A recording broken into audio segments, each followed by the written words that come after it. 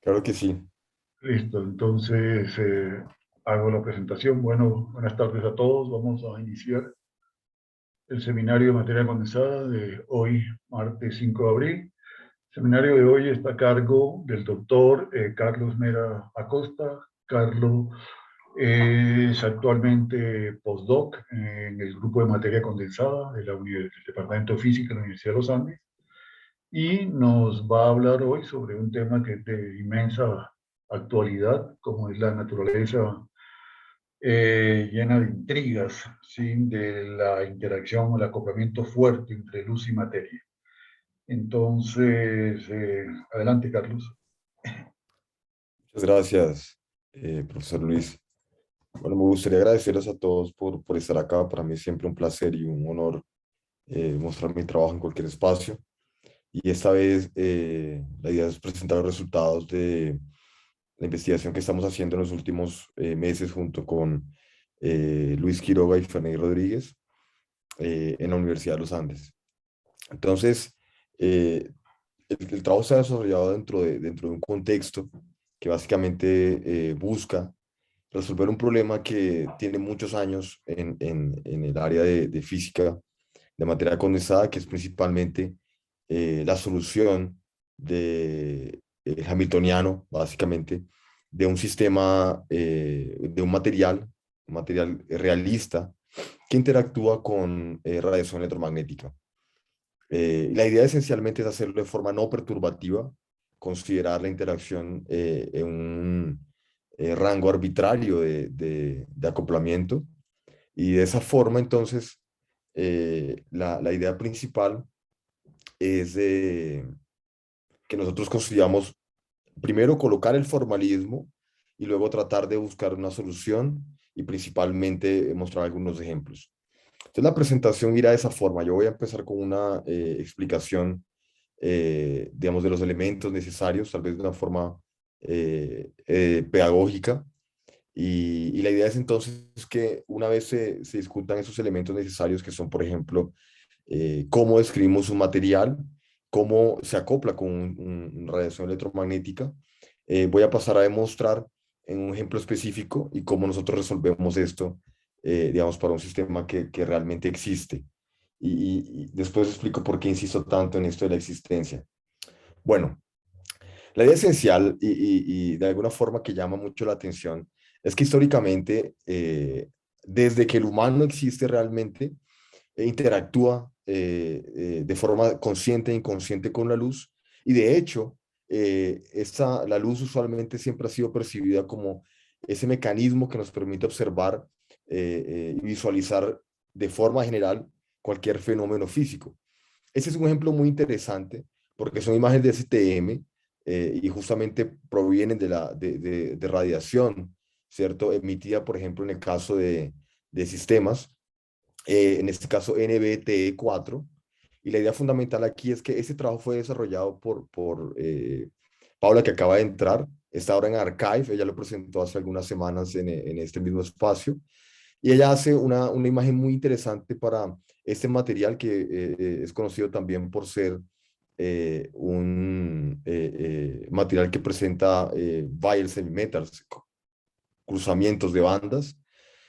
Y aquí se puede observar cómo se replica o se puede ver de forma lúcida y clara los picos de intensidad de la radiación en este caso y absorción, claro, de forma que yo puedo mapear el comportamiento y la estructura con respecto a su simetría de un material específico. ¿Por qué eso es interesante? Porque de alguna forma la evolución de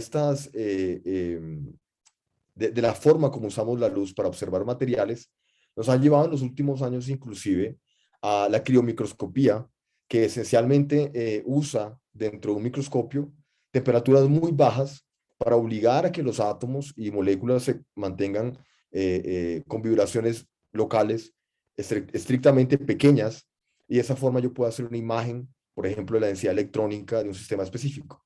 Este en el 2020 fue una revolución enorme, la observación de la densidad de cargas o el mapeamiento de átomos dentro de una proteína por criomicroscopía. y cómo esto de alguna forma nos permite entender de una forma es muy detallada aquellos sistemas que antes ni siquiera podíamos observar. De esta forma, a pesar de que la luz de alguna forma a lo largo de esta discusión se va a estudiar de una forma, de una perspectiva diferente y esencialmente orientada a la manera como la luz interactúa con materiales, es importante mencionar que esta interacción usualmente se da y surge desde la misma existencia del ser humano y desde el inicio mismo del entendimiento de la física por parte de las personas que han trabajado en esto. Y justamente yo quiero traer una frase bien interesante que en los años 1900 se creía que básicamente toda la física estaba establecida y estaba entendida y que solamente habían dos pequeños problemas, que era la catástrofe ultravioleta y el experimento de Michelson y Morris, la explicación. Resulta que justamente esas preguntas que de alguna forma surgieron, dieron lugar, perdón, a la física moderna, la física del siglo pasado, justamente están alineadas y totalmente entrelazadas con nuestro propio entendimiento de la luz. De esa forma, la catástrofe, por ejemplo, del ultravioleta, que obviamente está relacionada con la radiación electromagnética, nos permitió entender, por ejemplo, que la luz, de la misma forma como en el efecto fotoeléctrico, está cuantizada y justamente la naturaleza de la luz también es estudiada en el experimento de Michelson y Morris. Eh, todos estos estudios y esta nueva visión de la física que desde el punto de vista cuántico y que esencialmente termina en el entendimiento de la luz como paquetes de fotones, tiene un otro, llamémoslo breakthrough, en los años 1960 aproximadamente, y se ve justamente a los trabajos de Roy Glauber. La idea esencial es que a lo largo de los trabajos que él desarrolla se pregunta que cuál es la diferencia entre una fuente de energía convencional, por ejemplo el sol, una lámpara, y por ejemplo un láser, la luz que uno puede ver que emite un láser. Y, y justamente ese tipo de trabajos dio lugar al nacimiento de la óptica cuántica, eh, que básicamente trae una nueva idea, y es que hay una diferencia entre la luz emitida por un láser, ¿ok? Y la luz emitida, por ejemplo, por la luz convencional. Mientras que yo puedo caracterizar la luz emitida por una fuente convencional en términos de los estados N, por ejemplo, relacionados con los fotones, aquí representados por N, por ejemplo. En el caso de un láser, estos estados no son más esos estados bosónicos N, sino que son esos estados F, que son esencialmente estados coherentes, llamémoslo así, se escriben como una combinación lineal de esos estados de fotón único, ¿ok? Y que están relacionados justamente con la descripción del cuanto de energía para los fotones. ¿Por qué eso es importante? Eso es importante porque justamente esa visión que surge a partir del nacimiento de la óptica cuántica trae ahora el entendimiento del estado fotónico como una probabilidad en un espacio de fase, en el espacio de fase óptico, donde ahora ese estado representando la luz, la radiación, va a ser una densidad de probabilidad en ese espacio de configuraciones, llamemos, donde P y Q son llamados cuadraturas. Y esas cuadraturas esencialmente están relacionadas con los operadores de creación y aniquilación de los fotones. ¿Ok? Y justamente ahí surge una nueva descripción teórica y justamente una nueva descripción y entendimiento experimental de la luz y por ende también de la forma como interactúa con la materia. ¿Qué vamos a hacer entonces? No voy a enfatizar en el hecho que la luz como agente observador o como mecanismo que permite observar es importante, porque nuestra propia vida diaria lo plantea y lo demuestra así, como en el caso de, por ejemplo, la espectroscopía moderna, los láser, rayos X y demás, sino que me gustaría ahora enfocarme, por ejemplo, en la luz como un mecanismo también para controlar sistemas. Y vamos a desarrollarlo pensando justamente en la forma como la luz, la radiación, se acopla con la materia. En ese sentido, hay diferentes enfoques. Un enfoque, vamos a llamarlo semiclásico, y ese semiclásico, por ejemplo, permite entender la absorción de radiación en materiales, permite, por ejemplo, también entender algunas ideas básicas de espectroscopía, ¿ok? Sin embargo, cuando consideramos la luz desde el punto de vista cuántico y la forma como se acopla con la materia es de hecho una forma cuántica, nosotros nuevamente tenemos dos regímenes en los que podríamos explorar. Uno, que es el régimen de bajo acoplamiento, y otro de acoplamiento fuerte. La idea es que toda esta física finalmente en los años 90 y en los últimos 20 años, se estudia una forma en la cual se coloca el material específico dentro, por ejemplo, de una cavidad que está representada aquí en la parte de abajo. Y la idea es que yo soy capaz de colocar aquí algún sistema específico dentro de la cavidad y soy capaz de controlar, por ejemplo, la intensidad del láser que pasa a través de esa, bueno, que emite la cavidad básicamente. Y de esa forma, con esa radiación y la forma como acopla con el material, yo puedo ver diferentes fenómenos. Por ejemplo, los estados fonónicos de un sistema sólido específico, o podría, por ejemplo, también observar el espectro de radiación de ese producto de desacoplamiento. Algo interesante es que no solamente se puede acoplar, por ejemplo, con un sistema sólido y moléculas, sino también con sistemas finitos, por ejemplo, un gas de electrones, quantum qubits, o tal vez inclusive, por ejemplo, moléculas específicas. Y en ese caso, donde tengo un sistema finito, hay una forma muy interesante de estudiarlo, y es que yo puedo siempre reducir o pensar en el sistema finito como en alguna región específica del espacio de energías, como un sistema de dos niveles, aquí representado, por ejemplo, por E y G. Y de la misma forma, en la cavidad, la radiación, por ejemplo, puede también ser pensada en una escala de energía W, ¿ok? De ese modo, el hamiltoniano en general de ese tipo de sistemas puede ser escrito como una parte electrónica. Por ejemplo, en el caso que yo tenga aquí un gas de electrones o una molécula, sería el hamiltoniano que describe la molécula o el gas de electrones. Un hamiltoniano que describe los estados de la cavidad, es decir, esos estados que están representados por esta escala de energía, y un término de interacción, ¿ok? Es claro que no siempre uno puede separar y hacer esa descripción de hamiltoniano tan bonita, donde la parte electrónica está siempre separada, por ejemplo, del término de interacción. Y algunas veces la descripción puede ser más compleja, como la podemos ver, lo vamos a ver más adelante. La idea fundamental es que ahora nosotros tenemos, aparte de un régimen de acoplamiento fuerte y uno débil, tenemos también, por ejemplo, la posibilidad de estudiar cómo la radiación interactúa con sistemas finitos o con sistemas extendidos, es decir, sólidos cristalinos. La idea fundamental es que si consideramos, por ejemplo, el caso de sistemas finitos, tanto en acoplamiento fuerte como débil, esencialmente ese hamiltoniano que representa la parte electrónica, la parte de la cavidad y el acoplamiento, puede ser reescrito ahora de esta forma, donde este primer término es justamente la parte electrónica, el término siguiente es la parte relacionada con la cavidad, y finalmente este es el término de acoplamiento. G, en este caso, o G sobre W, sobre la frecuencia o la escala de energía de la radiación, va a indicar justamente la escala de acoplamiento que tengo, que puede ser débil o fuerte. Débil, ya vamos a ver qué significa débil y qué significa fuerte con algunos ejemplos específicos.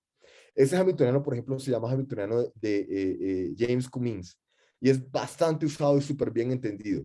La idea esencial es que, como expliqué ahorita, ese término que aparece acá es un sistema de dos niveles, donde la matriz de Pauli, ok, el hecho que exista esta matriz de Pauli, implica entonces que yo tengo principalmente dos, vamos a escribirlo así, por ejemplo, puede ser de otra forma, como una, eh, por ejemplo, una escala de energía de este tipo, ¿ok? Donde la solución, evidentemente, de este tipo de hamiltoniano van a ser esencialmente dos niveles de energía, como es representado acá, ¿ok?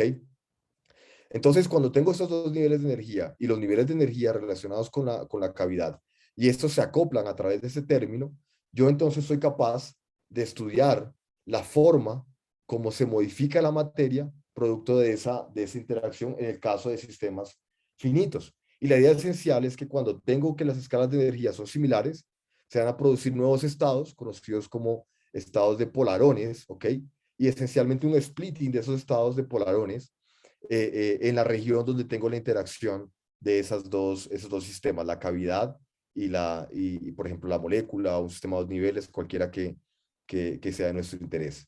Algo importante entonces es que de forma general hay una cantidad de experimentos recientes, por ejemplo aquí en esta figura se muestra hasta el 2020, donde se estudian sistemas de dos niveles y cómo esos interactúan con la radiación, ¿cierto?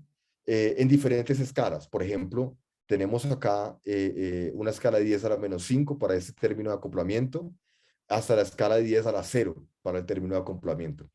Y en todos estos experimentos que considera, por ejemplo, átomos en cavidades ópticas, átomos en microcavidades o superconductors qubits, quantum dots, excitones o en general polarones, la verdad, siempre tengo o tiendo a tener sistemas de dos niveles, inclusive cuando la radiación interactúa con un material y ese tiene, por ejemplo, pares electrón hueco, yo puedo representar el estudio de estos sistemas de la misma forma, de una forma análoga a este tipo de hamiltonianos, donde esencialmente lo que me importa es que siempre puedo separar una parte electrónica, una parte de la cavidad y una parte relacionada con la interacción, ¿ok? Resulta que el escenario es bien diferente cuando intento considerar sistemas extendidos, es decir, sistemas sólidos. En este caso, el hamiltoniano no es simplemente, por ejemplo, representado por un sistema de dos niveles, sino que el hamiltoniano electrónico puede ser aún mucho más complejo, porque este hamiltoniano electrónico ahora va a considerar, por ejemplo, la energía cinética de los átomos en donde que componen el sistema del material, la energía cinética de los electrones, la interacción entre los electrones y los núcleos de ese material, también, por ejemplo, la interacción electrón-electrón de ese sistema, y finalmente la interacción núcleo-núcleo, la energía, la potencial electrostático de interacción electrón-núcleo-núcleo, perdón, en ese tipo de materiales. Entonces la pregunta es, uno, ¿cómo entra la radiación en este tipo de hamiltoniano electrónico? Y además, ¿cuál es el tratamiento que debo hacer si ya no tengo ese sistema de dos niveles tan bonito como en el caso de algunos sistemas finitos? ¿Ok? Bueno, ese es un ejemplo un tanto reduccionista porque, claro, hay sistemas finitos mucho más complejos donde yo puedo incluir interacción electrón-electrón y demás tipo de potenciales y el sistema y el problema del hamiltoniano puede volverse tan complejo como uno quiera. Muy bien. Entonces, cuando nos enfrentamos, por ejemplo, a este tipo de hamiltonianos electrónicos, en el escenario ideal nos gustaría que pudiéramos simplemente adicionar dos términos más en ese hamiltoniano y tener ahora, por ejemplo, la parte de la cavidad, o sea, la radiación electromagnética y la interacción entre la cavidad y la parte electrónica. Pero realmente no es así, es un poco más complejo y toda la presentación y la discusión de hoy se va a basar entonces en ese tipo de estructura y cómo incluyo entonces esa interacción.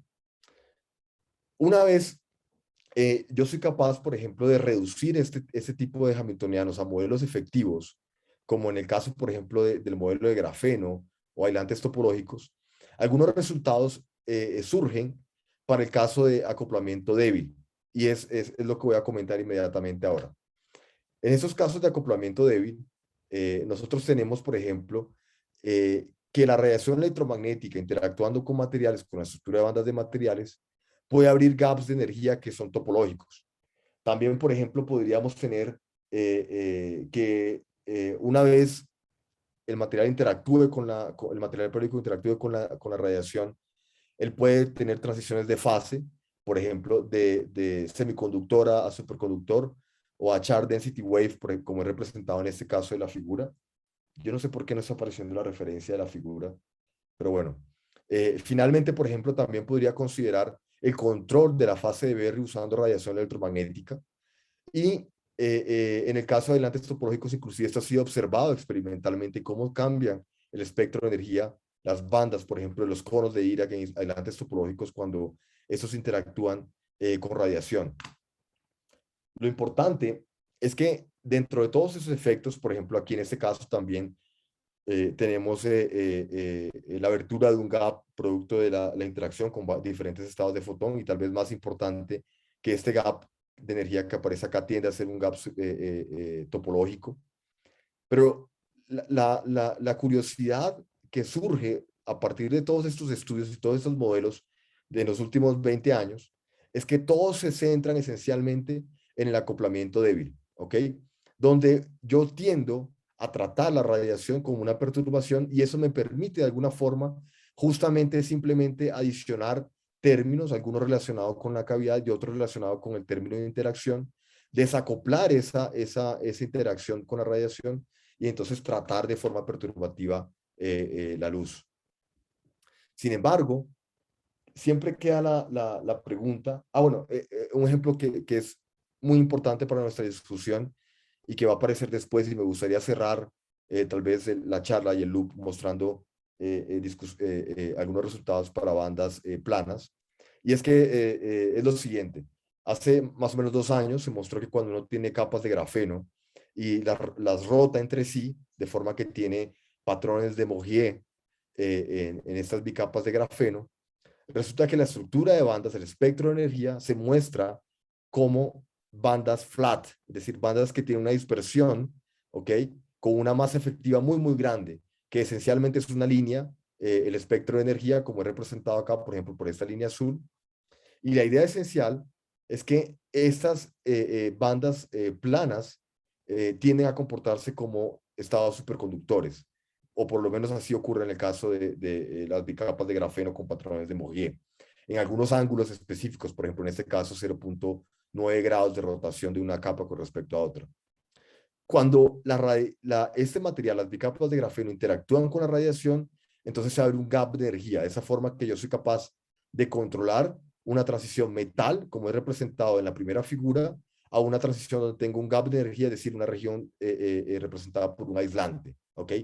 Pero de nuevo, ese estudio que está en un review de la Nature Physics, inclusive del año pasado, al final del año pasado, muestra siempre el caso en el cual el acoplamiento de la luz con la materia es un acoplamiento débil y finalmente yo puedo separar el hamiltoniano, no necesariamente de esta forma que aparece acá, pero siempre el hamiltoniano electrónico del hamiltoniano relacionado con la cavidad y de esa forma también la interacción de forma separada.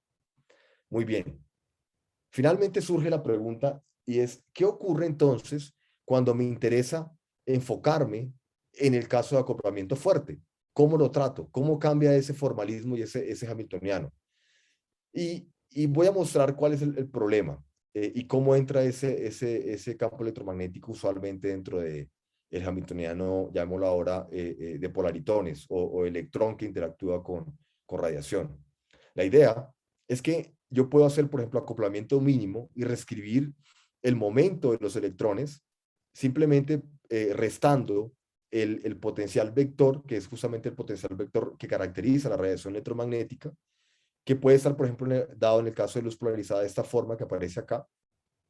Y la idea es que siempre que yo intento expandir este cuadrado, yo voy a tener entonces un término que es cuadrático con la energía cinética de la partícula, un término, perdón, la energía cinética de la partícula, es decir, un término cuadrático en relación al momento.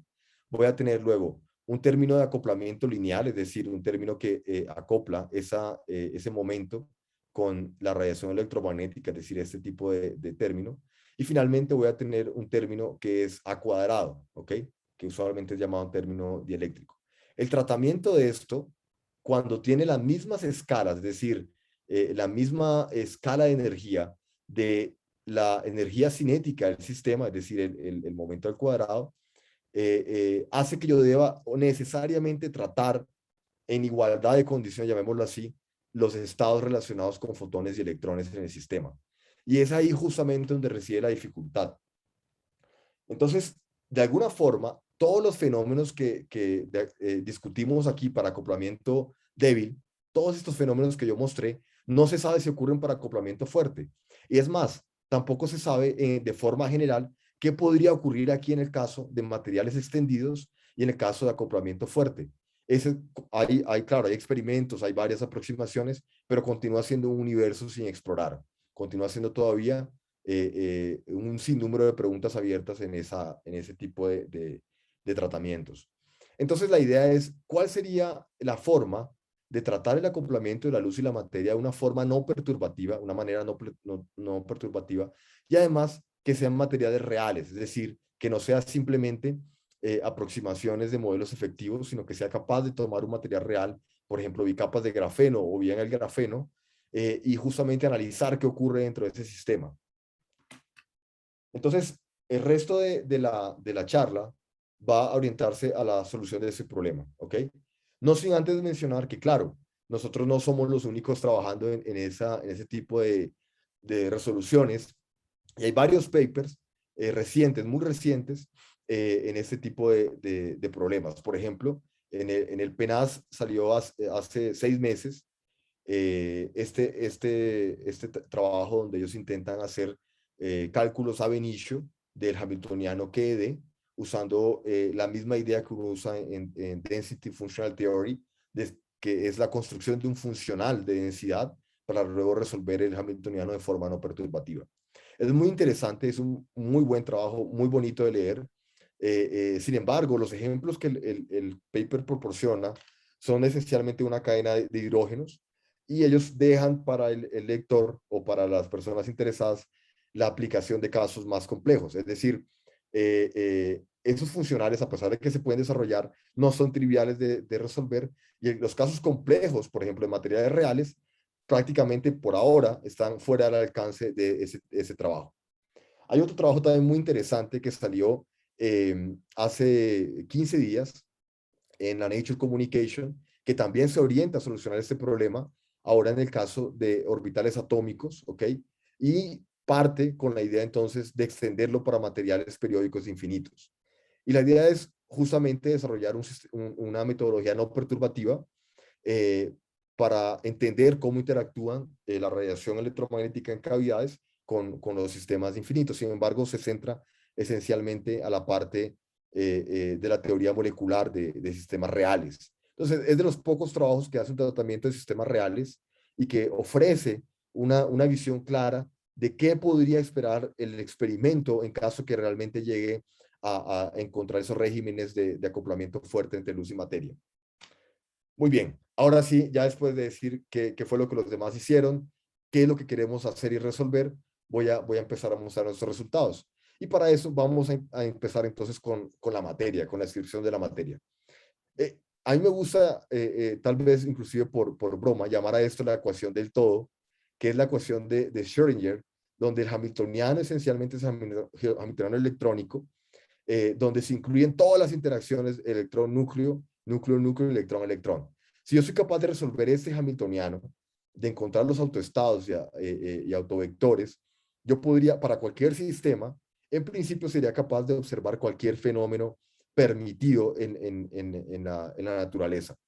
Sin embargo, usualmente los tratamientos de electrón-electrón son bastante complejos, y usualmente inclusive la escala de energía en la que ocurre este acoplamiento electrón-electrón es muy diferente a la que ocurre, por ejemplo, la energía cinética de átomos, de los núcleos, por ejemplo, y la interacción núcleo-núcleo, la interacción electrostática núcleo-núcleo, y a su vez los dos al mismo tiempo muy diferentes de lo que ocurre, por ejemplo, en la escala de energía de los electrones, o los electrones bien interactuando con los núcleos de los átomos que conforman el material.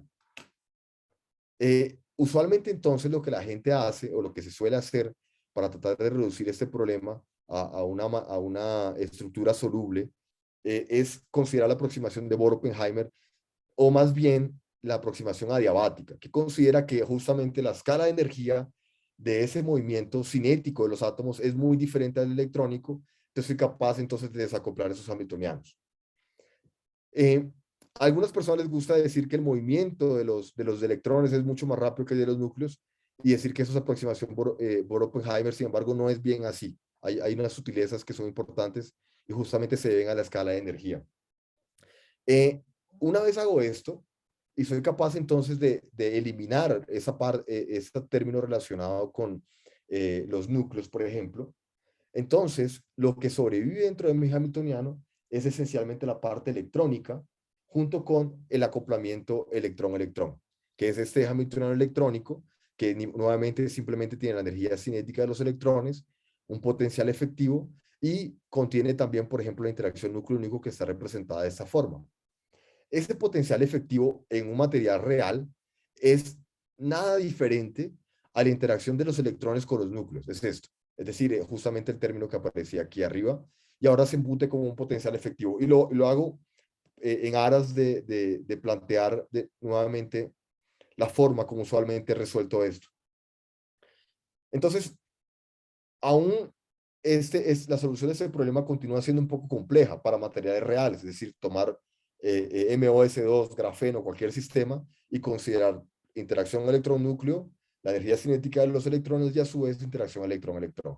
Entonces, lo que se suele hacer entonces es también quitar y despreciar de alguna forma la energía y la interacción relacionada con electrón-electrón. Esto obviamente es una aproximación grosera y no necesariamente es así. En la mayoría de los casos la interacción electrón-electrón es importante.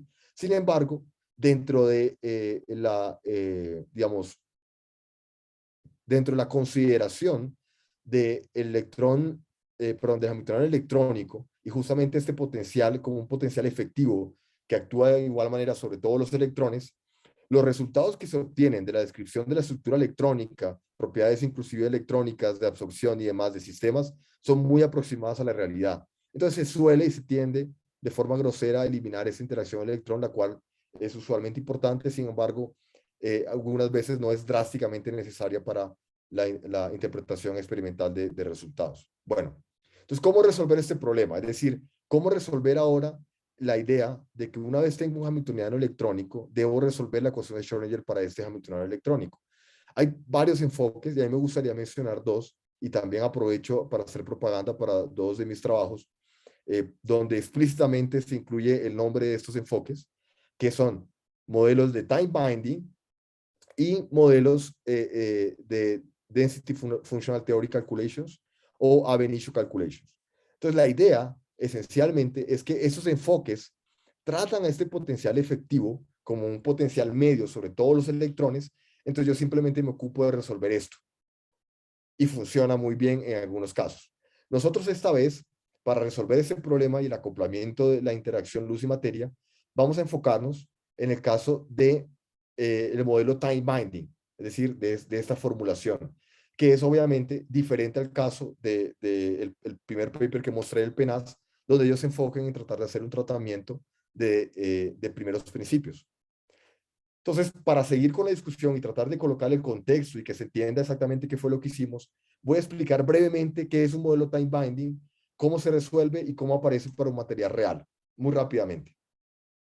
Entonces, la idea en este caso es que yo tome un sistema real, aquí es un diseño pictórico, una red cuadrada con dos orbitales tipo S, por ejemplo, que ahí se representa básicamente la densidad de carga. Y yo voy a considerar ahora que la función de onda de esta ecuación del todo, de la ecuación de Schrödinger, no es más que una combinación justamente de los orbitales que están en cada uno de estos sitios, en cada uno de estos átomos. Por ejemplo, en este caso, la función de onda sería exactamente igual a una combinación lineal de orbitales S. Entonces, esos serían esencialmente orbitales S. De esa forma, cuando yo escribo la función de onda como una combinación lineal de orbitales atómicos, que están centrados obviamente en cada uno de los átomos, los elementos de matriz del Hamiltoniano electrónico, es decir, los elementos de matriz de este Hamiltoniano, quedan expresados esencialmente como una energía on-site, o sea, la energía de cada uno de los orbitales, y la suma del término de Hoping multiplicado por una exponencial. ¿Y qué significa este término de Hoping multiplicado por la exponencial? Vamos a verlo. El término de Hoping esencialmente sería como la interacción que ocurre entre los orbitales S en este caso, o la interacción, el overlap que existe entre las funciones de onda relacionadas con cada uno de estos átomos. ¿Ok? De esa forma, usando la función de onda como combinación de orbitales atómicos y escribiendo entonces los elementos del Hamiltoniano de esta forma, la periodicidad del sistema aparece dentro de esta exponencial. Y aquí este R es esencialmente un vector de la red, es decir, sería la distancia, el vector que existe entre un átomo y otro, ¿ok? Mientras que K son los vectores del espacio recíproco.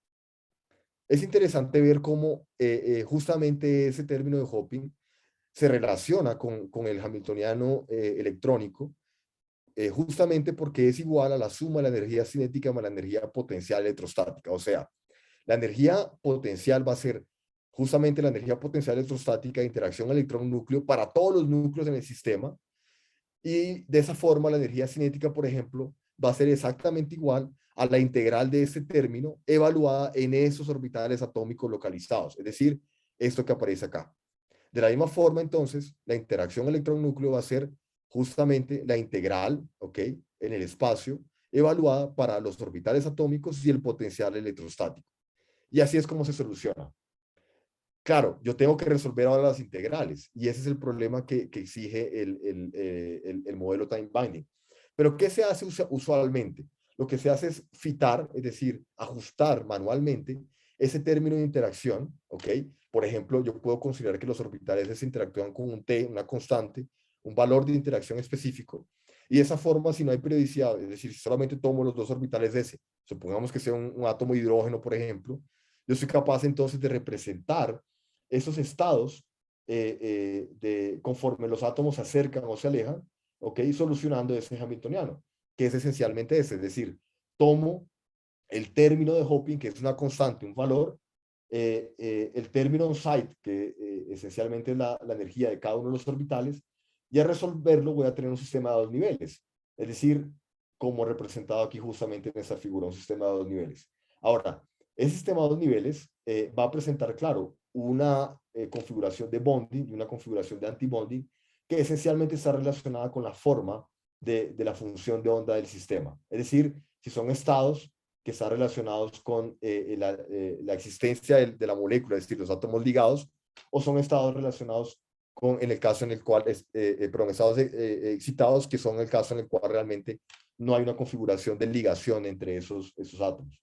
La idea es que yo puedo extender eso rápidamente para sistemas periódicos, por ejemplo, y considerar dentro de esta exponencial que aparece acá, por ejemplo, que la distancia entre átomos es A, ¿ok? De esa forma, por ejemplo, con respecto a este átomo sería A, con respecto al otro átomo sería menos A.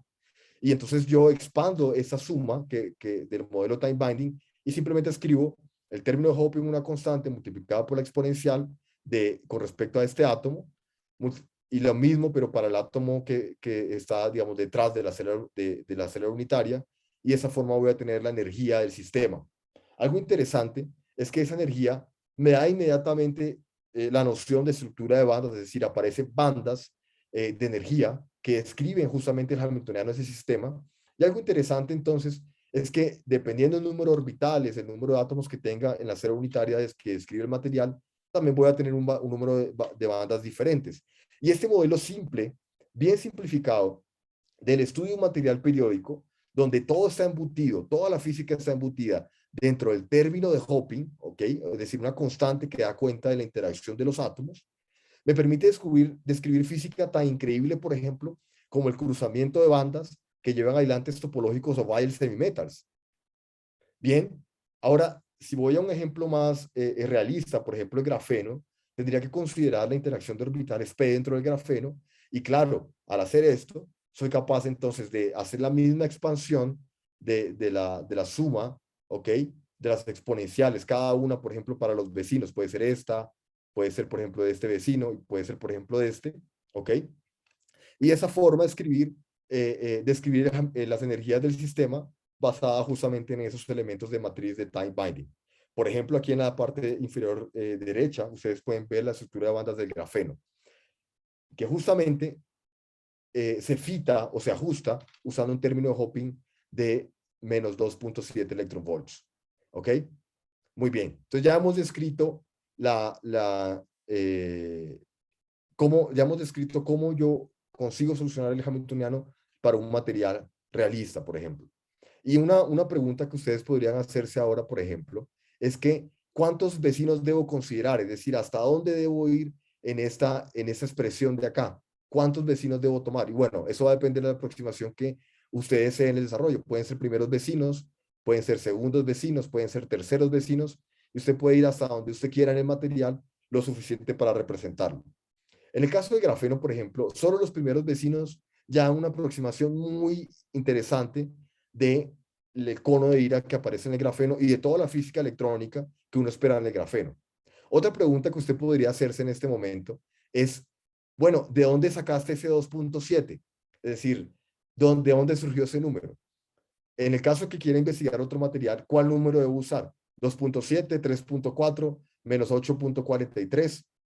Y la respuesta justamente viene de la siguiente forma. Hay dos caminos. El primero es que usted podría, por ejemplo, intentar, usando, por ejemplo, medidas experimentales, tratar de recrear en la mano, usando métodos de aproximaciones y extrapolaciones, para tratar de encontrar cuál es el mejor parámetro, el mejor término de Hoping, que describe de forma realista la interacción entre orbitales PZ dentro del grafeno. O usted podría, tal vez, de forma teórica, tratar de calcularlo eh, por su cuenta. Y es eso lo que nosotros justamente hacemos, y es justamente eso, esa es la parte crucial para la introducción de la luz y materia. Yo no voy a entrar en detalles de las cuentas, de cómo se calcula ese término de Hoping, pero sí les voy a decir, por ejemplo, que en el caso del grafeno, la energía cinética que uno calcula resolviendo la integral, donde se aproximan los orbitales atómicos, por ejemplo, como funciones gaussianas, como lo hizo Slater o de cualquier otra forma, es 0.523 electronvolts. Y la energía potencial, es decir, de interacción electrón-núcleo en el grafeno, es menos 3.22. De esa forma, surge justamente el término de Hoping, que es esencialmente la suma de la energía cinética y energía potencial, como siendo menos 2.7 electronvolts. Si usted quiere resolver la integral, hay varios papers desde 1950 en adelante tratando de hacerlo. Nosotros lo tenemos en nuestro paper que próximamente estará en Archive, eso espero.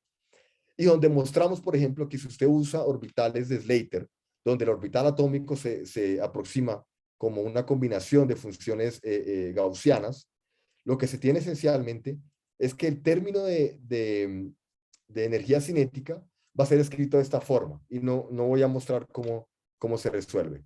Y si usted también trata de resolverlo, se va a dar cuenta que la integral relacionada con la interacción electrón-núcleo se escribe de esta forma, donde aparecen, por ejemplo, términos de direccionalidad relacionados con el potencial electrostático a lo largo de cada una de las direcciones X, Y y Z.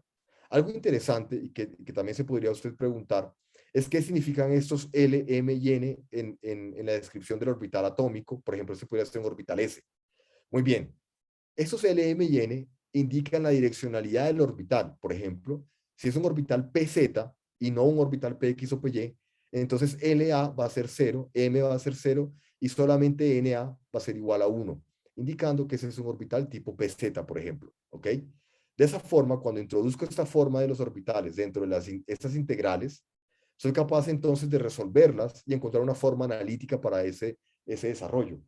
La idea, por ejemplo, si lo desea verificar, y hay forma de revisar en los papers y está resuelto también, no es algo que nosotros hicimos, es que esos términos del potencial electrostático a lo largo de cada dirección están dados de esta forma, ¿ok? Donde aquí aparece un término del cual voy a llamar la atención y al cual voy a volver después. Lo importante al final es que yo puedo encontrar una forma analítica y llevar el problema analíticamente hasta donde sea posible. Y la única implementación computacional, o digamos, la única exigencia al computador es resolver esa integral, que es esencialmente una void function y que se resuelve numéricamente, siendo que no tiene solución analítica. El resto del problema se resuelve analíticamente, ¿ok? Muy bien. Siéntanse en libertad de interrumpirme en cualquier momento si lo desean. Eh, entonces, cuando resuelvo esas integrales, soy capaz entonces de encontrar el término de Hoping. Y ahora la pregunta es, ¿cómo introduzco la luz en esa interpretación? ¿Cómo introduzco la radiación en ese framework teórico que hemos mostrado hasta ahora? Entonces, es lo que voy a tratar de hacer de ahora en adelante. Y justamente por eso empiezo con el hamiltoniano QED, donde tengo simplemente la parte electrónica, es decir, ya consideré, perdón, la parte electrónica, la interacción electrón-electrón, es decir, ya consideré aproximación de Bohr-Oppenheimer, ya consideré que la velocidad de los electrones tal vez es mucho mayor que la de los núcleos, y simplemente tengo ese término de ese hamiltoniano QED. Adicionalmente, voy a tener también, por ejemplo, un término relacionado con la energía de la cavidad, es decir, la energía de la radiación. Es importante mencionar que ahora este hamiltoniano electrónico de partícula única no es más aquel hamiltoniano donde se considera solo energía cinética y el potencial efectivo. Ahora tengo la aproximación que mencioné antes del acoplamiento mínimo, donde introduzco la radiación electromagnética por medio del potencial vector, justamente dentro del momento de la partícula. o el electrón en este caso. Muy bien. Entonces, no sé por qué no está apareciendo tampoco la referencia.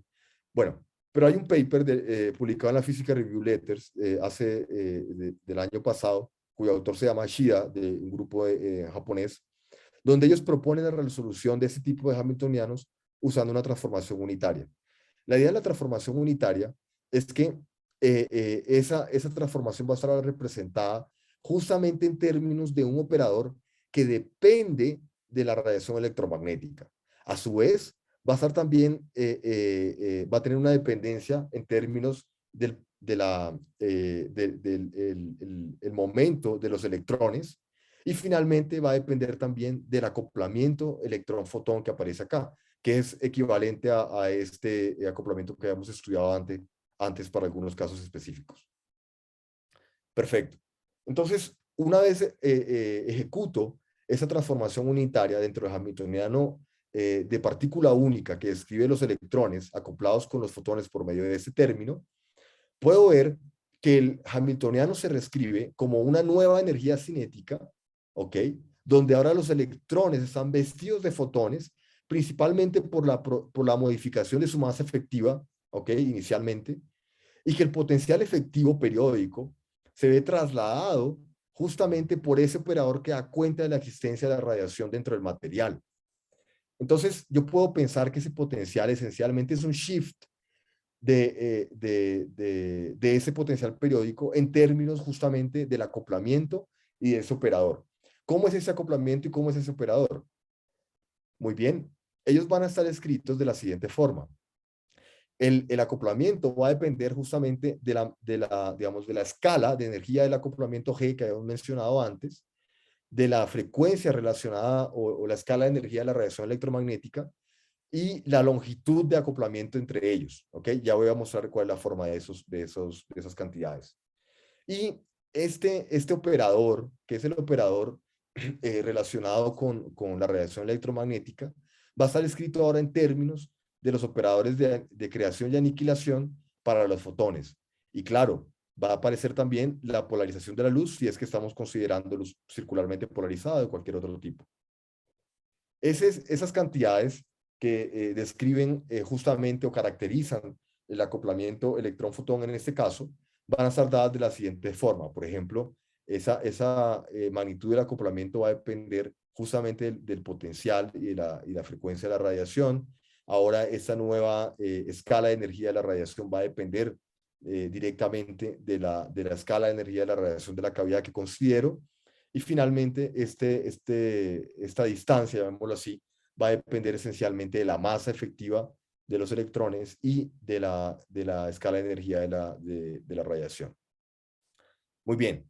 Ahora, me gustaría mostrarles que justamente ese acoplamiento que aparece acá, que aparece en la transformación unitaria, es un acoplamiento cuya escala de energía, que aparece aquí en rojo, voy a usar de hecho el color rojo para tratar de representarlo ahora sí, que aparece en la escala de energía de color rojo del lado izquierdo, es un número, ¿ok? Que va usualmente entre 0 y 0.5, ¿ok?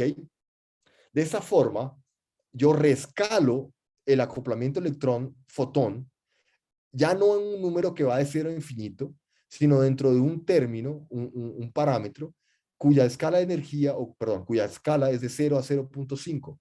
De esa forma, yo puedo expandir en ese parámetro si quiero, ¿ok? Y puedo garantizar que voy a tener una convergencia del problema. Sin embargo, nosotros estamos interesados en un tratamiento no perturbativo. Entonces no vamos a expandir en términos de ese acoplamiento y vamos de hecho a considerar una solución analítica exacta para este nuevo hamiltoniano electrónico, donde esencialmente ahora tengo el mismo término, el mismo tipo de integral para la energía cinética, y ahora una integral diferente donde se considera un shift, un desplazamiento del potencial electrostático. Voy a volver a esta figura después, pero me gustaría antes mencionar que siguiendo la misma idea del tight binding, una vez defino el hamiltoniano electrónico, yo puedo entonces calcular ahora los elementos de matriz, siendo que ahora voy a tener elementos de matriz definidos tanto por los orbitales atómicos localizados dentro del sistema, como por los estados fotónicos o los estados que describen los fotones en este caso. De esa forma yo voy a tener de nuevo la energía on-site, solo que ahora, llamémosla así, sandwichada por los estados de fotón. Voy a tener también la misma energía hamiltoniana que me va a proporcionar también esa término relacionada con la energía de la cavidad. Y ahora voy a tener de nuevo el término de Hoping, ese término de Hoping multiplicado por una exponencial. Esa es la idea. Solo que ahora ese término de Hoping es diferente. Ese término de Hoping es diferente porque él ahora eh, eh, continúa siendo igual nuevamente a una especie de energía cinética y energía potencial, pero ahora evaluadas, claro, dentro de los estados de los fotones. Y lo que ocurre, por ejemplo, es en el caso de la energía cinética, donde yo rescalo la masa de los electrones, pues voy a tener básicamente el mismo término, simplemente que con una masa diferente, es decir, la misma integral que resolví antes, pero con una masa diferente. Entonces, ese término no proporciona ningún problema desde el punto de vista de solución, porque ya lo resolvimos antes, por ejemplo, para el grafeno, y lo podemos hacer para cualquier material. Sin embargo, cuando considero el potencial electrostático, voy a ver que ahora la integral se modifica eventualmente, no solo por la existencia de los estados fotónicos aquí, sino también por el desplazamiento la coordenada del electrón dentro de ese potencial. Es como si yo moviera el electrón o moviera el núcleo con respecto al electrón dentro de esa descripción, dentro de esa transformación unitaria propuesta por Ashida hace 2 años. Algo interesante es que para tratar de librarme o solucionar este problema, tratar de resolver esa integral, lo que puedo hacer, por ejemplo, es tomar la transformada de Fourier. Y cuando tomo la transformada de Fourier, lo que hago simplemente es que ese término que aparece acá dentro del denominador se convierte en un operador de desplazamiento óptico. Es decir, yo tengo nuevamente las mismas exponenciales relacionadas, por ejemplo, con la posición de los átomos, la exponencial relacionada con la posición de los electrones, pero ahora ese término me va a proporcionar un término equivalente a un operador de desplazamiento óptico. Este operador de desplazamiento óptico es esencialmente descrito en términos nuevamente de los operadores de creación y aniquilación de la radiación relacionados con la cavidad, claro, donde ese desplazamiento que ocurre es proporcional a los vectores K, o si lo prefieren, a los momentos en el espacio recíproco del sistema. Y claro, todo eso está mediado por la magnitud del acoplamiento electrón-fotón en este caso, mediado siempre por ese acoplamiento. Entonces, miren qué curioso. Y aquí, y justamente por eso, el título de la presentación es The Intriguing Nature of the Coupling. Resulta que de forma natural, el problema está indicando que yo debo usar estados para los fotones donde yo pueda operar, ¿ok? De forma natural este operador de desplazamiento óptico. En otras palabras, lo que el problema está sugiriendo de alguna forma es que yo me traslade justamente a la diferencia que hay entre las fuentes de luz como el sol o un foco y la fuente de luz que es escrita por un láser, por ejemplo.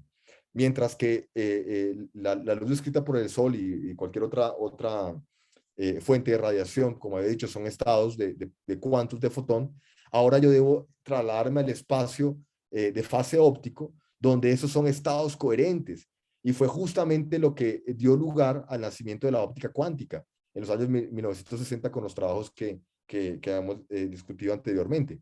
Entonces, el mismo problema está sugiriendo que yo debo describir esos estados de fotón como estados coherentes y que el efecto del potencial electrostático, si así lo quiero ver, el efecto de este potencial electrostático dentro de los estados de fotón es justamente un desplazamiento óptico. Es decir, yo voy a tomar ahora este estado F y lo voy a trasladar a lo largo del espacio de configuraciones definidos por las cuadraturas, y ese traslado, ese desplazamiento que ocurre va a ser justamente dado en términos de esta magnitud, de este lambda K, que es un lambda nuevamente que depende del cuasimomento de los electrones en el espacio recíproco, ¿ok? Entonces tengo esta, ya puedo llamar rotación o desplazamiento de los estados de fotón que proviene justamente del acoplamiento y de esa descripción en términos de esta transformación unitaria.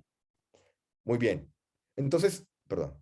Entonces, al final, lo que concluimos parcialmente acá es que ahora esos estados que describen el modelo time binding, no solamente en el espacio de Hilbert, donde se definen los estados de los electrones, sino también en el espacio de Hilbert, donde se definen los estados de fotones, es justamente estados coherentes, es decir, estados relacionados con láseres.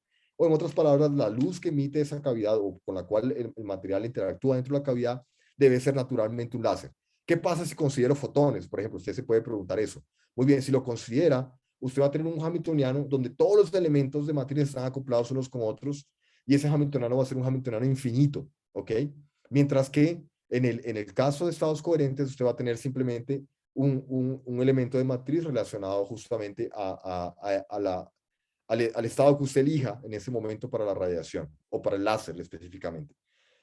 Bueno, y así termina nuestra conexión con Roy Glauber y justamente por qué mencionamos inicialmente el espacio óptico, los estados coherentes y la diferencia entre la luz emitida por cualquier fuente de radiación o los láser.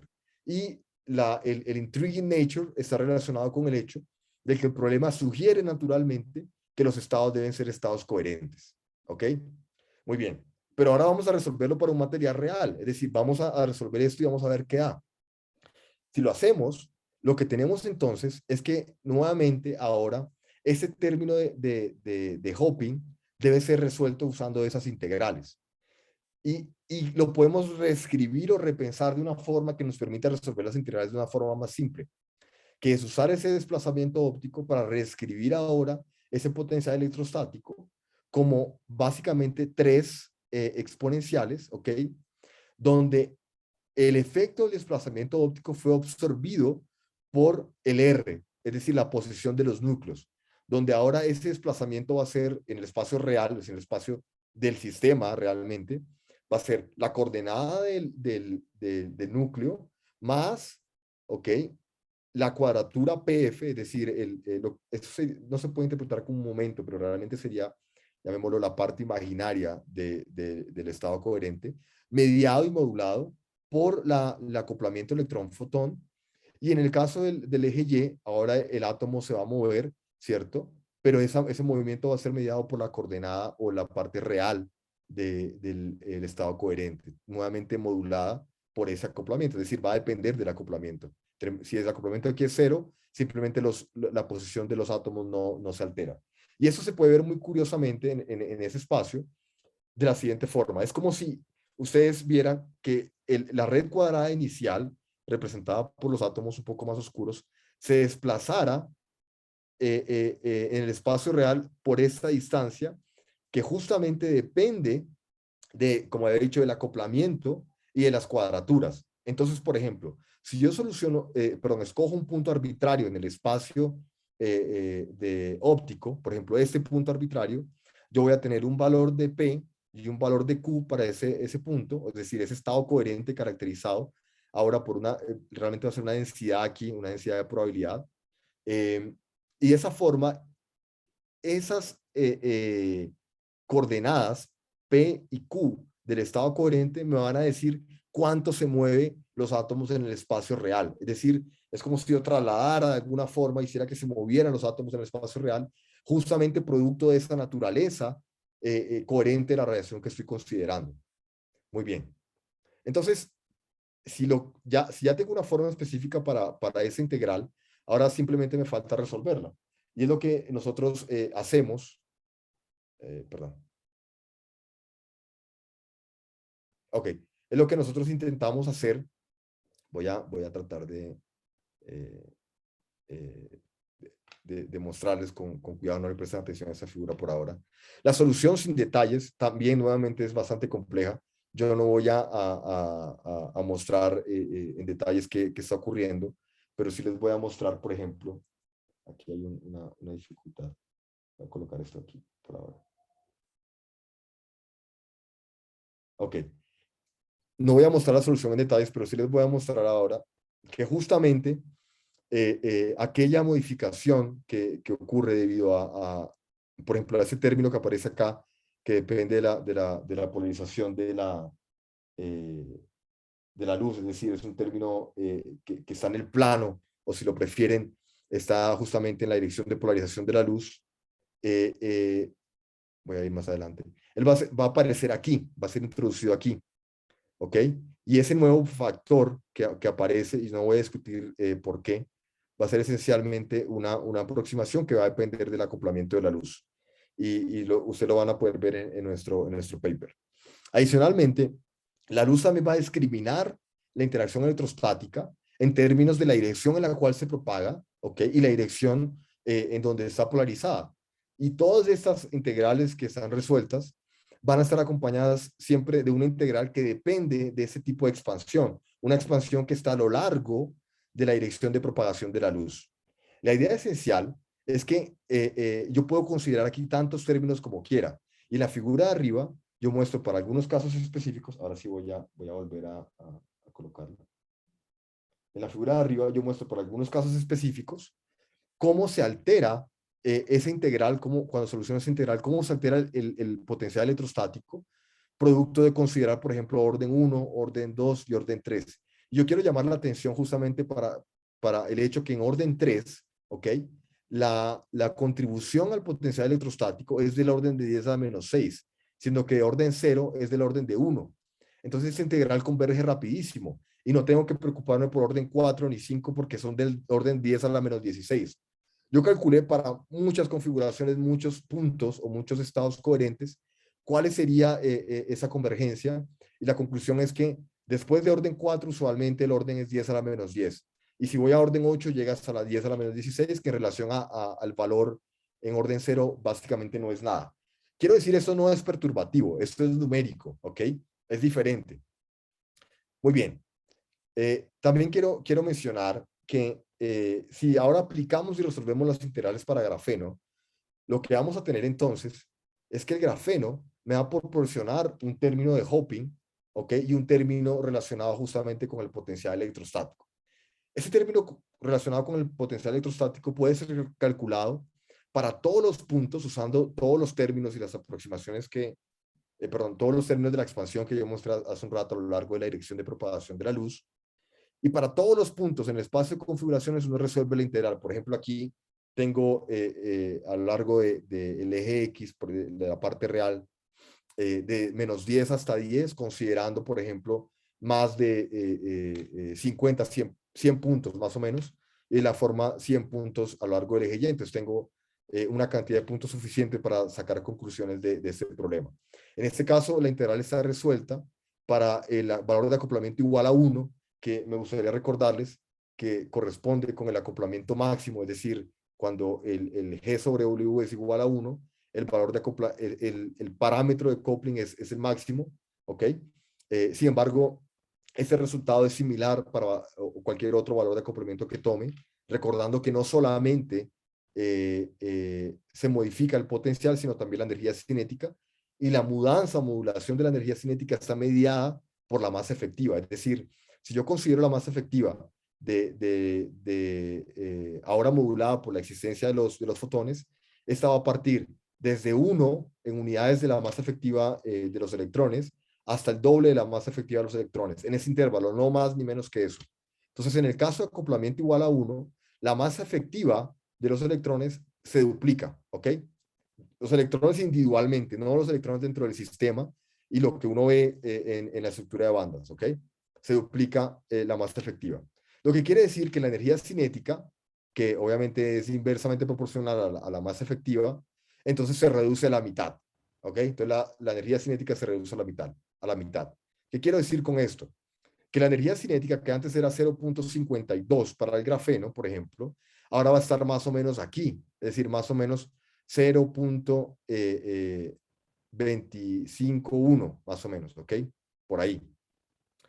Y yo soy capaz entonces de mostrar dónde esta energía potencial que aparece acá se cancela con justamente esa energía cinética para el valor del acoplamiento igual a 1.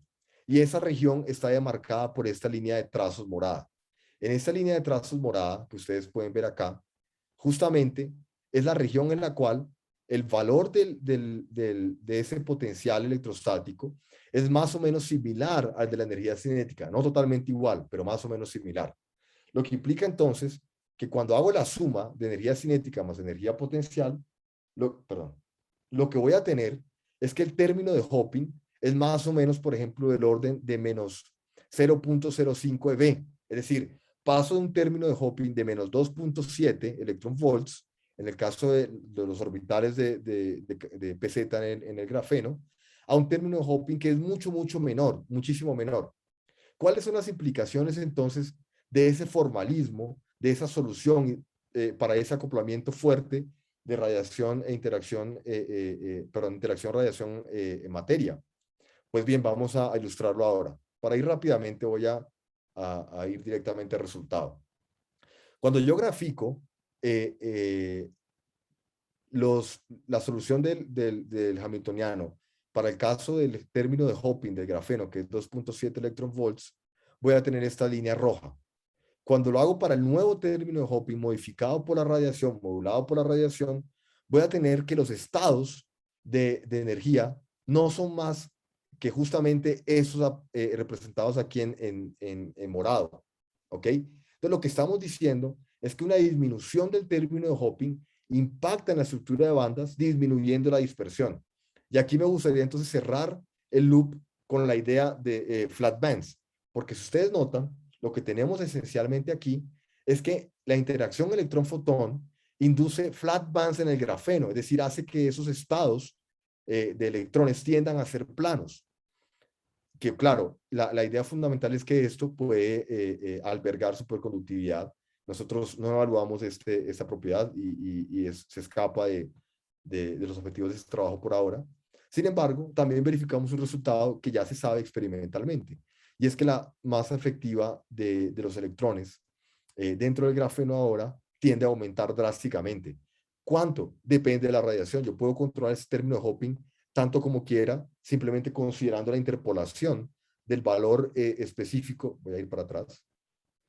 Considerando la interpolación, por ejemplo, el valor específico de una masa efectiva dada en este gráfico. Por ejemplo, puedo tomar para este acoplamiento, ¿ok? Y luego busco en mi espacio óptico, en el espacio de fase óptico, cuál serían los valores del potencial que cancelarían entonces la energía cinética para tener un término de Hoping que tienda a 0 o que tienda a 1 o tienda a cualquier valor que quiera, de forma que yo puedo controlar a voluntad prácticamente la dispersión de los electrones en el caso de grafeno. Es claro que volviendo al resultado de las flat bands, es claro que hay muchas más cosas por explorar. No se sabe realmente qué ocurre si yo voy a otros límites del espacio de fase. No se sabe también qué ocurre si evalúo otro tipo de valores de acoplamiento. Nosotros hemos hecho un estudio básicamente analizando varios de esos acoplamientos, que de hecho algunos resultados no se los había compartido todavía a Luis y a Ferney, que son coautores. Pero bueno, para concluir, quería decir que el enfoque propuesto, el enfoque teórico propuesto, nos permite tratar la interacción luz y materia de forma no perturbativa y de la forma más general posible para sistemas reales. Es decir, aquí no hay, eh, digamos, aproximaciones porque todo prácticamente puede salir de primeros principios y podemos calcular solamente, por ejemplo, aproximando el tipo de orbital atómico, cuáles serían los valores de energía cinética y potencial electrostático para cualquier material, lo podríamos hacer. Nosotros escogimos grafeno porque hay una ventaja. El hecho que sea 2D implica que las integrales de las que hablé a lo largo de la dirección de propagación de la radiación van a convergir mucho más rápido en el caso de los orbitales PZ del grafeno. Si considero otros orbitales, es muy probable que todo se complique y sea muy diferente. Finalmente, también quiero decir que en el caso específico de grafeno hay un resultado muy importante, que es cómo emerge física nueva y cómo yo puedo, por ejemplo, inducir efectos que no existían en un material ahora usando la radiación, es decir, inducir la existencia de flat bands en grafeno que antes no se sabía que podían existir o que se presumía que solamente se limitaba al caso de bilayers de grafeno. Finalmente, quiero decir que hay muchísimas cosas por hacer en materiales reales, ya que este tipo de análisis teórico no existía en la literatura y por tanto el estudio de materiales reales que interactúan fuertemente con la luz no estaba tan bien estudiado. Debo decir, claro, que hay muchos esfuerzos de muchos trabajos planteando modelos time binding, hay muchos esfuerzos de acoplamiento fuerte para sistemas finitos de 2 niveles, qubits, que son muy importantes y que justamente suman a esta descripción. Sin embargo, debo recalcar que tal vez algo que me hace muy feliz y que creo que es bien bonito del trabajo es que es el primer enfoque de este tipo. Me gustaría finalmente agradecer a los colaboradores Luis Quiroga, a Ferney. Quería agradecer también a la Universidad de los Andes por la financiación. Quería agradecer también a Santiago Beltrán, que es estudiante del grupo, por las discusiones que hemos tenido varias veces dentro de por estar cerca de la oficina, lo cual es muy interesante. Y finalmente también agradecerle muchísimo a José Antonio Sánchez, un gran amigo físico con el que he discutido varios aspectos de la matemática por detrás de ese acoplamiento y quien justamente ha trabajado en cosas similares. Entonces, gracias Antonio y gracias a todos ustedes por su atención. Si tienen preguntas, bueno, estoy dispuesto a escucharlas y a responderlas. Creo que me excedí un poco del tiempo. Pero bueno, muchas gracias a todos por la atención. Muy bien, gracias Carlos por la presentación. Vamos a la sección de preguntas y comentarios. A ver, quien tenga alguna pregunta, levanta la mano o interviene directamente.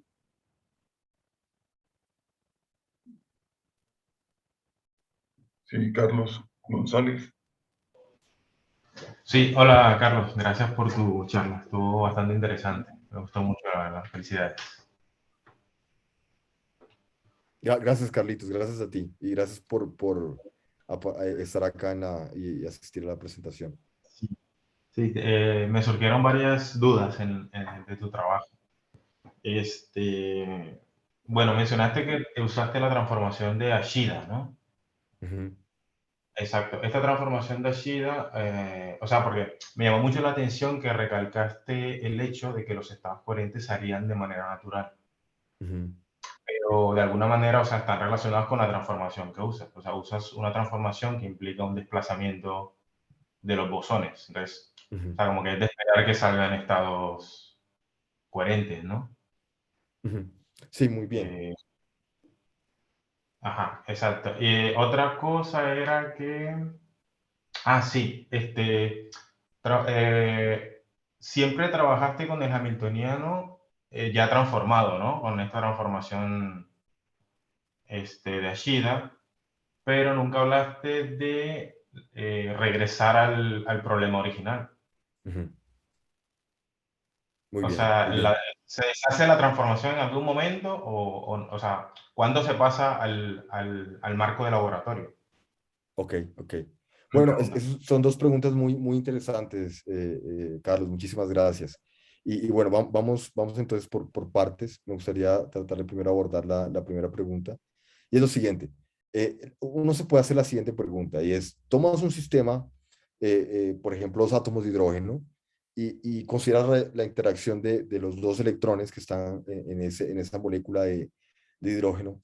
Considera la transformación de Ashida. ¿Van a aparecer estados coherentes de forma natural? Y la respuesta es no necesariamente. Tomemos otro caso. Consideramos un potencial periódico donde tengo un electrón, por ejemplo, y por ejemplo, algo conocido como grafeno molecular, sabes que uno considera un potencial un metal y coloca moléculas y de forma justamente esa nube electrónica del metal y puede inducir un potencial periódico que asemeja al potencial periódico del grafeno y generar los mismos estados, los mismos electrones de Dirac.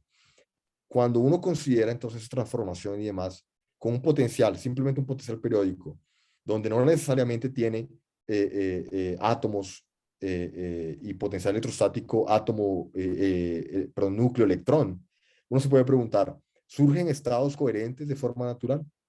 Y la respuesta es, en ese caso, y es algo muy interesante, Carlos, es que en ese caso el hamiltoniano, si tú lo escribes para los estados fotónicos, por ejemplo, 0, 1, 2, etcétera, ¿ok?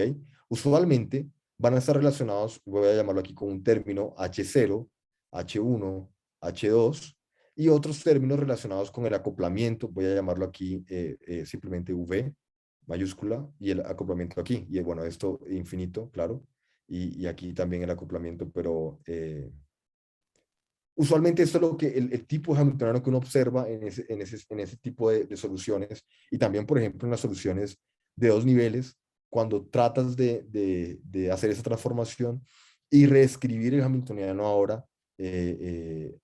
justamente como un potencial periódico desplazado. En este caso, tú notas que yo puedo identificar y estudiar los estados, llamémoslo así, fotónicos de forma individual, y puedo inclusive considerar transiciones de un fotón, de dos fotones y demás. Resulta que en nuestro caso, en el potencial periódico, si lo tratas de resolver en la base de fotones, es decir, en esta base n, pues yo traté también de resolverlo de esa forma, y de hecho me demoré mucho y no sale, y la respuesta es porque al final esto va a ser escrito, por ejemplo, en la misma base que el hamiltoniano de arriba, como un V1, V2, V3, V4, etcétera, y esa matriz va a ser entonces una matriz infinita. Bueno, aquí puede ser un V1 diferente, por ejemplo, un V2 diferente, y así. Una matriz donde todos los estados fotónicos, o los estados de un único fotón, llamémoslo así, aquí veo dos líneas, están acoplados entre sí.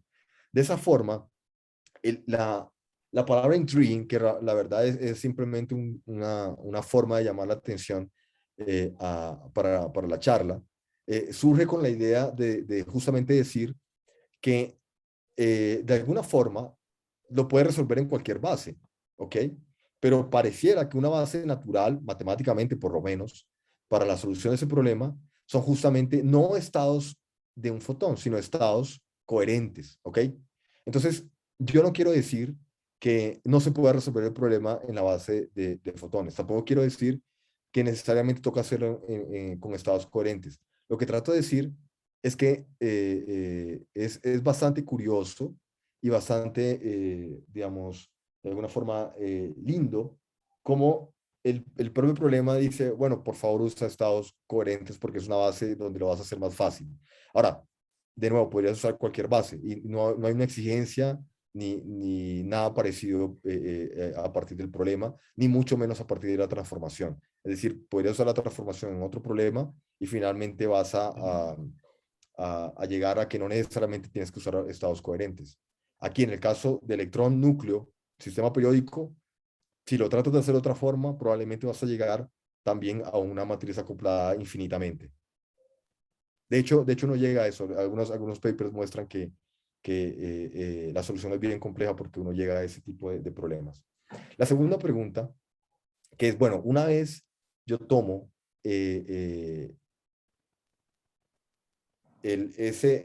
asumo esa base y trato de resolver el problema, y entiendo entonces ahora que es como si los núcleos se trasladaran, ¿cómo regreso al problema inicial, es decir, al problema de una radiación? Y aquí es importante mencionar lo siguiente.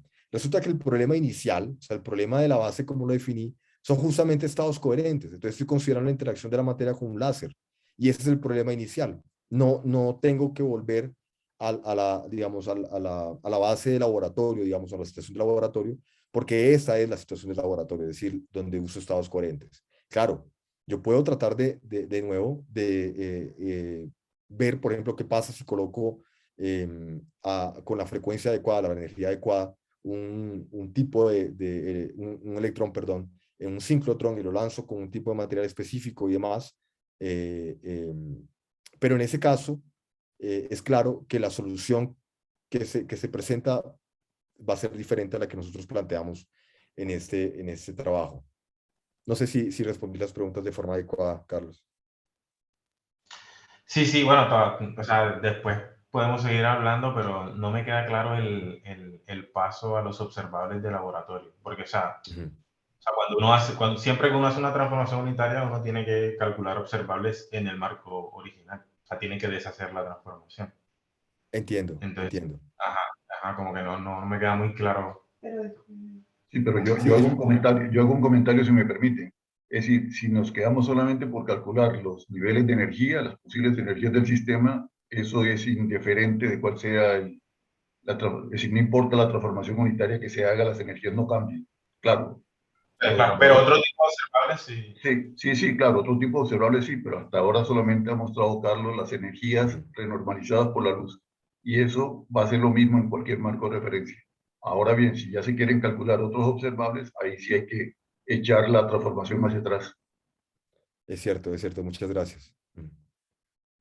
Sí. Solo quería mencionar una cosa, y es que lo que pasa es que esta transformación de Ashida, o sea, yo creo que está inspirada en otro tipo de transformaciones que son, o sea, que son muy viejas, ¿no? Por ejemplo, Sí. hay una transformación que se llama la transformación de Polarón, que se usa Ujú, mucho en el contexto del spin bosón, del modelo de spin bosón, ¿no? Entonces, en el es modelo de cierto. spin bosón, lo que uno hace es construir una transformación que interpole entre el límite de acoplamiento débil, o sea, cuando uno no ve básicamente el campo, y el límite de acoplamiento, o sea, el que llaman Deep Strong Coupling Regime, cuando no ves el Ujú, qubit. Entonces, esa transformación es una transformación del tipo de la que usa Shida, que yo creo que está inspirada en ese tipo de transformaciones, y que uno, digamos que uno minimiza la energía del sistema con respecto a un parámetro variacional que está en la transformación. ujú. Exactamente, gracias por el aporte, Carlos. Realmente, esta transformación, como indicas, no es nueva. No solamente aparece para el estudio por ejemplo, de polaritones, sino también para sistemas fuertemente correlacionados. Y, en mi opinión, digamos, y ya lo hemos discutido inclusive con Luis y Ferney, la, no llamemos genialidad, pero digamos la importancia del trabajo de Shida, es decir, ok, si ya se sabe que funciona para otros sistemas, ¿por qué no lo hacemos para un potencial periódico que podría representar, por ejemplo, un material? El hecho de pensar en eso, en mi opinión, a pesar de que cualquier persona lo podría haber hecho y que no tiene, digamos, mayor cosa matemáticamente, sí plantea una diferencia en la forma como uno puede tratar los sistemas. Y es justo ahí donde está, digamos, la importancia del trabajo, a pesar de que es bastante conocida, vieja, inclusive hoy estábamos discutiendo por email otro paper donde también se usa ese tipo de transformación. Y bueno, es un comentario importante, realmente. Yo no sé por qué no me están apareciendo las referencias, pero claro, hay que incluir dentro de ese grupo de personas que traen la filosofía de trasladar el acoplamiento ahora a un nuevo parámetro rescalado a diversos trabajos, no solamente de Ashida, es cierto. Gracias, Carlos. Bueno, si hay alguna otra pregunta, podemos terminar con ella, porque se nos ha alargado un poco el tiempo. No veo preguntas en nadie levantando la mano, entonces no nos queda más pues que agradecer nuevamente a Carlos por la presentación y muchas gracias a todos por su asistencia y participación virtual. Bueno, Gracias a todos. adiós, Adiós. chao.